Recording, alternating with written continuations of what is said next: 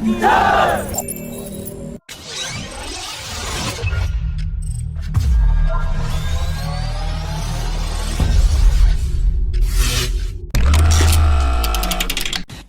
Indian government has finally approved the Aeronautical Development Agency for the development of a twin-engine carrier-borne fighter jet. The development phase is expected to cost between 7,000 to 8,000 crore rupees, and it is expected to fly within the next 6 years. The twin-engine deck-based fighter program will run concurrently with other indigenous programs, and will also utilize the new developments from the medium-weight fighter and the 5.5 generation AMCA project.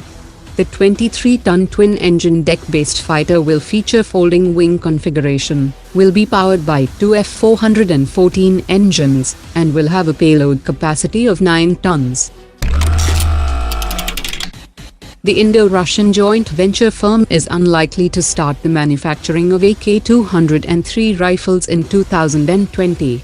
After the initial failure to arrive at a fair price, a fresh price bid was to be submitted, but it is highly unlikely to take place due to the current travel ban. A number of Indo-Russian collaborative projects have failed to take off, even after the agreements were signed at the highest levels, which includes the joint development of FGFA 5th generation fighter jet, local production of Kamov 226 light utility helicopters.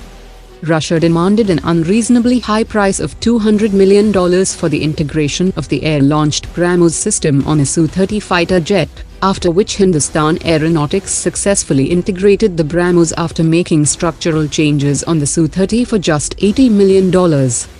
There were media reports that India is increasing the range of the BrahMos system to 800 kilometers, after Russia did not show interest in the joint development of the BrahMos 2 hypersonic system with India.